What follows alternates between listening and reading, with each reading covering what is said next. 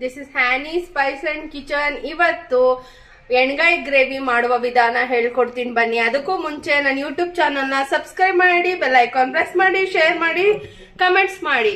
ಬನ್ನಿ ಗಾಯ್ಸ್, ಈಗ ಹೇಗೆ ಅಂತ ಹೇಳ್ಕೊಡ್ತೀನಿ.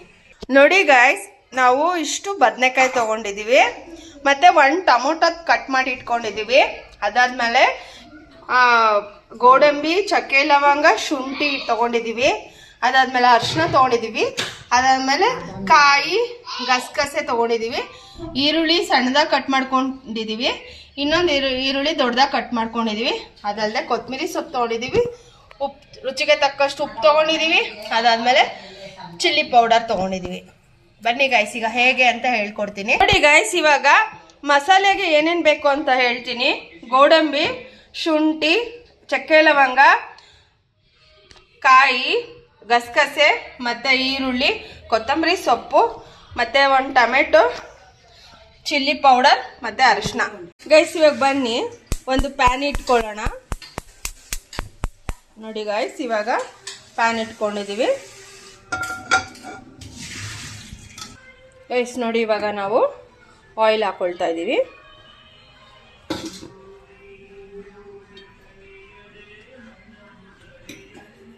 ಗೈಸ್ ನೋಡಿ, ಇವಾಗ ನಾವು ಈರುಳ್ಳಿ ಹಾಕೊಳ್ತಾ ಇದ್ದೀವಿ.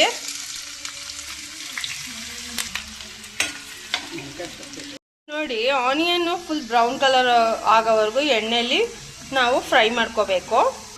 ನೋಡಿ ಗೈಸ್, ಇವಾಗ ಫ್ರೈ ಆಗ್ತಾ ಇದೆ. ನೋಡಿ, ನಾವು ಬದನೆಕಾಯಿ ಹಾಕೊಳ್ತಾ ಇದ್ದೀವಿ.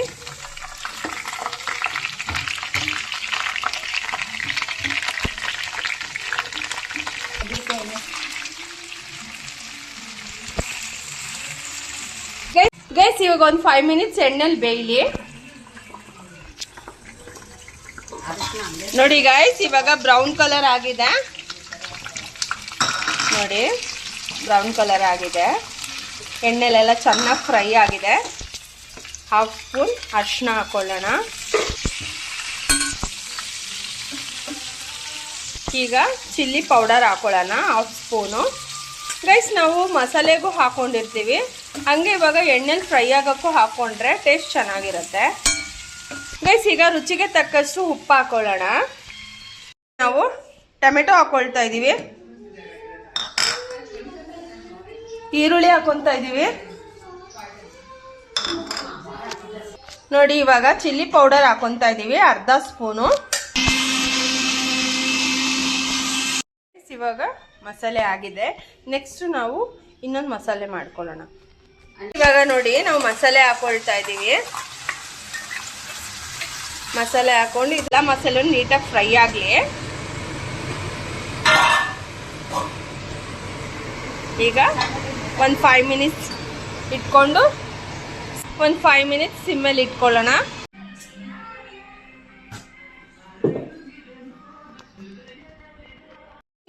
ಗೈಸ್ ನೋಡಿ, ಇವಾಗ ನಾವು ಕಾಯಿ ಮಸಾಲೆ ಮಾಡ್ಕೊಳ್ಳೋಣ. ಫಸ್ಟ್ ಶುಂಠಿ ಹಾಕೊಳ್ತಾ ಇದ್ದೀವಿ, ಚಕ್ಕೆ ಲವಂಗ ಹಾಕೊಳ್ತಾ ಇದ್ದೀವಿ, ಗೋಡಂಬಿ ಹಾಕೊಳ್ತಾ ಇದ್ದೀವಿ. ಅದಾದ್ಮೇಲೆ ಕಾಯಿ, ಗಸಗಸೆ ಹಾಕೊಳ್ತಾ ಇದ್ದೀವಿ. ಸ್ವಲ್ಪ ಕೊತ್ತಂಬರಿ ಸೊಪ್ಪು ಹಾಕೊಂಡಿದ್ದೀವಿ. ಗೈಸ್ ನೋಡಿ, ಇವಾಗ ಎಣ್ಣೆ ಬಿಟ್ಟು ಮಸಾಲೆ ಬೆಂದಿದೆ. ಇವಾಗ ನೆಕ್ಸ್ಟ್ ಕಾಯಿ ಮಸಾಲೆ ಹಾಕೊಳ್ಳೋಣ. ಗೈಸ್, ಇವಾಗ ನೋಡಿ, ನಾವು ಕೊತ್ತಂಬರಿ ಸೊಪ್ಪು ಹಾಕೊಳ್ತಾ ಇದ್ದೀವಿ. ಗೈಸ್, ಇವಾಗ ಆಗಿದೆ ಅಂತ ನೋಡೋಣ. ವಾವ್, ಆಗಿದೆ ಗೈಸ್. ಬನ್ನಿ ಸರ್ವ್ ಮಾಡೋಣ. ಗೈಸ್ ಬನ್ನಿ, ಇವಾಗ ತುಂಬಾ ಟೇಸ್ಟ್ ಆಗಿರುತ್ತೆ ಗೈಸ್. ರಸಕ್ಕೂ, ಎಣ್ಗಾಯಿ ಗ್ರೇವಿಗೂ, ವೈಟ್ ರೈಸ್ಗೂ ಒನ್ಸ್ ಮೋರ್ ಅನ್ಬೋದು ಗೈಸ್. ನೀವು ಮನೇಲಿ ಟ್ರೈ ಮಾಡಿ ಹೇಗಿದೆ ಅಂತ ಕಮೆಂಟ್ ಬಾಕ್ಸಲ್ಲಿ ಕಮೆಂಟ್ ಮಾಡಿ ಗೈಸ್. ಬೈ ಗೈಸ್, ನೆಕ್ಸ್ಟ್ ವಿಡಿಯೋದಲ್ಲಿ ಸಿಗೋಣ.